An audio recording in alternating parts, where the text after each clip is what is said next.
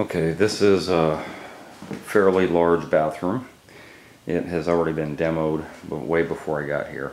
The customer actually demoed all of this. Used to be tile on here. Kind of a cheesy ceramic for as nice as this bathroom is and was and still is. The tile that they had, I think there's still some left over down here. When I say cheesy, I mean this is just a ceramic tile that kind of replicates like a travertine. So it's like a light brown, but yet look at the edge of it. So it's a ceramic, and oh, here's a piece. So it's a ceramic, and although some people, and probably the store where they bought it, called it a porcelain, it is sort of a porcelain, but it's still not what I would choose for a very large, nice bathroom like this. I probably would have chosen a natural stone.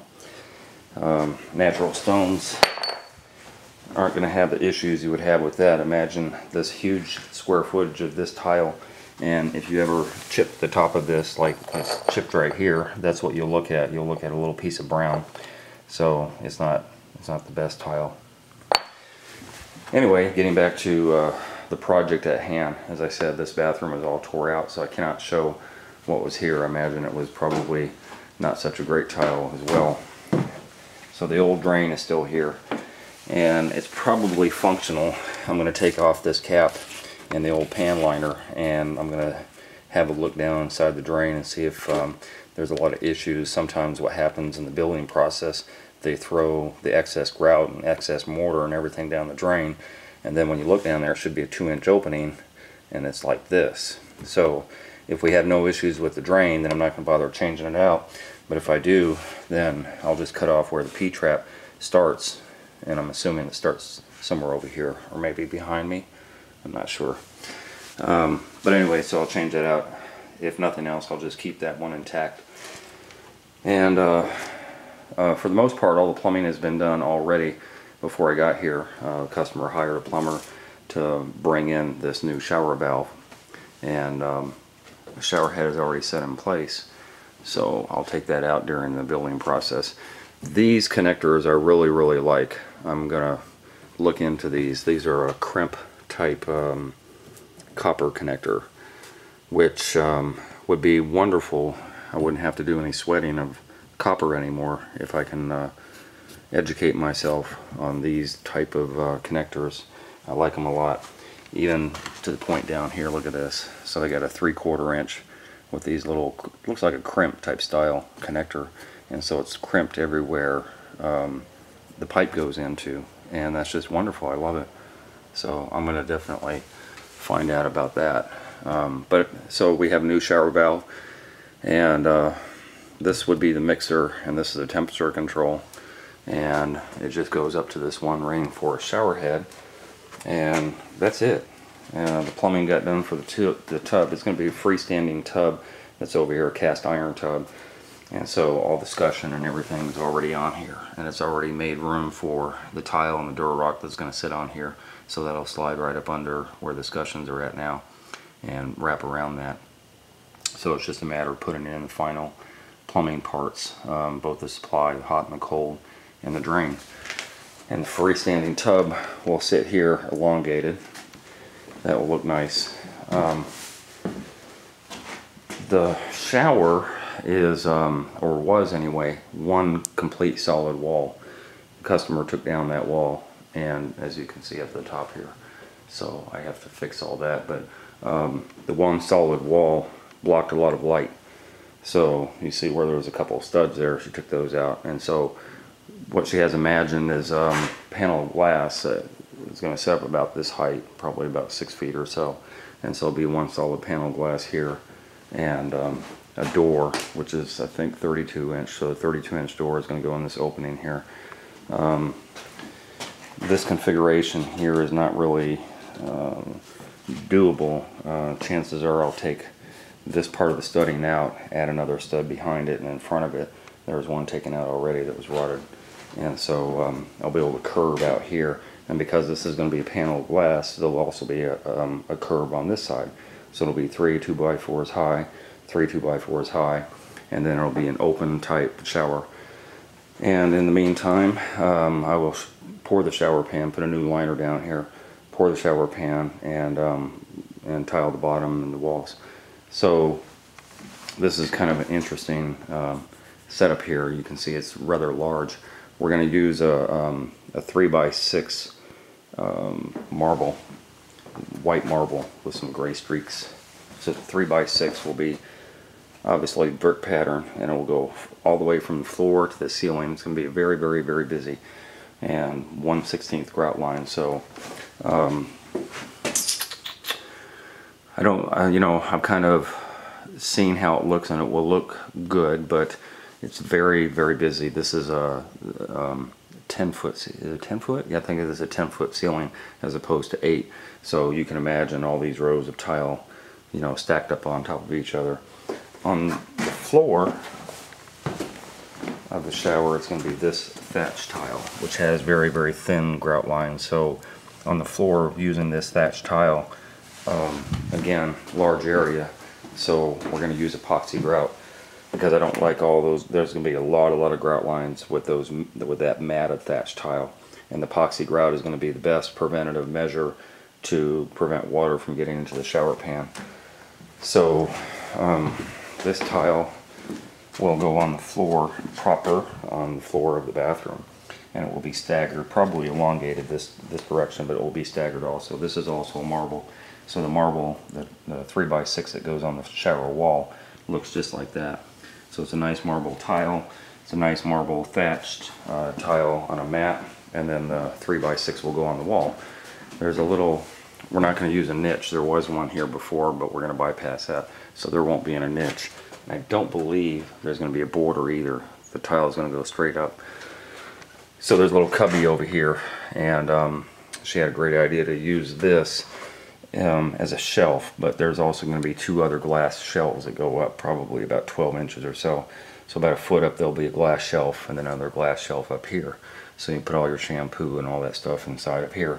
This will also be tile, but it can be tiled in a red tile, which will be this. So again, this is kind of the same light as this type of tile, meaning there's a lot of grout lines. This red tile, we can't really think of a grout color, so I suggested black. So I think she's going to go with black grout on here. So this tile will encompass this entire area over here, from the very beginning, inside the walls and the ceiling. And there's a light up there, so this will look kind of sharp back there with all that lighting going on too. So that's what that is, and that's it. Not much more to tell. That's just what I anticipate at the end, what it looks like. So again, 12x24 tile, elongated, staggered throughout the entire floor of this bathroom, including the toilet closet area. Freestanding cast iron tub here, clawfoot, and as I said, the mosaic on the bottom, the brick pattern going all the way up to the ceiling, and the red on the little nook over there. And that's it. The curb top will be the same 12x24, so I'll just symmetrically cut the difference on the curb top and have that also on there. So it's going to look sharp. Although most of my work in here is doing the prep, I got to put this floor back where the plumber cut out. So there's a lot of prep to go on here, and a lot of it is tiling. It is a large project, so this is probably about 8, maybe 9 days to complete this. First 4 or 5 days easily will be all the prep, and I'm going to get started on this. Okay, this bathroom is finally finished. This has been a long road. This is day 12. Usually bathrooms take me 8 to 10 days. That's pretty normal. This one took me 12. There are a lot of issues here. This floor actually sloped upward, downward like that, so the thin set buildup down there at the end was fairly large. But anyway, so we have a transition strip that matches the wood. Walking in, this is, as I said before, 12x24 marble, staggered, and it looks nice now that it's all done. I don't know what the floor, Dogs talk. I think the dog's hearing me talk.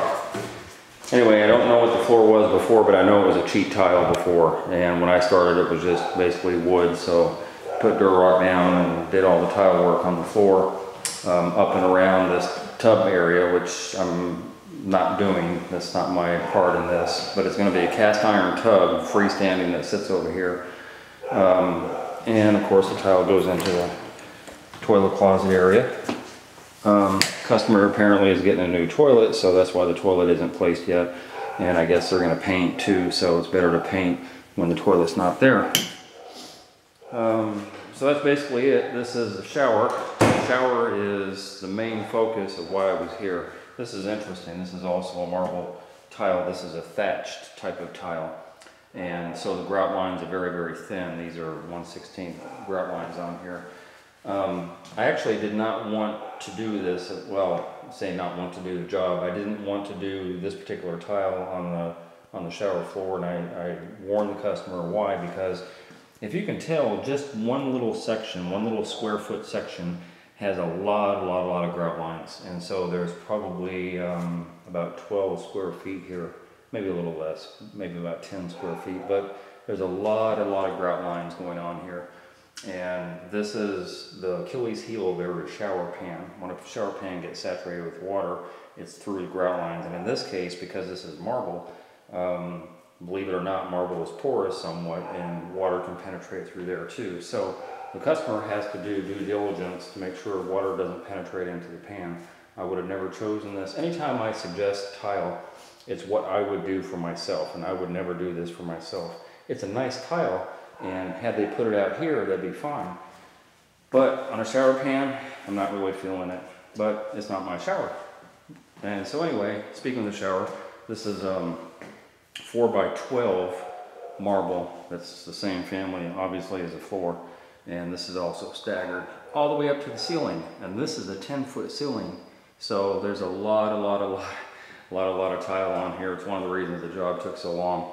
All this tile had to be set, you know, so that it's all matching up and everything. The plumbing part I didn't do. I just put the scutcheon on, put the shower head just on it so the customer can see it, but that's not my end. Apparently they had a plumber. So as you can tell, there's no border. Normally there's a border about eye level. There's no border, so the tile goes all the way up to the ceiling. Nor there is no niche either. Usually I'm putting a niche on the back wall. Customer declined on the niche, and instead they have this little recess area. And so you can't see it in this light, but the customer decided she wanted this very thin glass mosaic tile that is kind of red and orange and yellow into this recess. So what I did is I got some of these pencil tile, and I wrapped the niche, or I'm sorry, I usually do niches. I wrapped this little nook area with the pencil tile, and then did all this mosaic inside. Again, very busy, but I think there's going to be two glass shelves in here, one at this level and one at this level. And then of course the electrician put a light in here, so that's going to be very sharp when it's done. And that's it. So the tile goes all the way up to the ceiling in here as well. It stops there because the front has crown mold, so we couldn't take the tile to the top. So the painter eventually is going to paint all around here and the top of here, and I guess all the walls some type of gray color. So that's what's going on, and I am out of here finally. And it was quite the challenge, but I enjoy sometimes challenges. You know, it's a different type of job than what I normally do. All this a lot of marble in here. So although it's enjoyable, it's a lot of work. So I guess I'm now going back to porcelain and travertine tile, and this job is finished.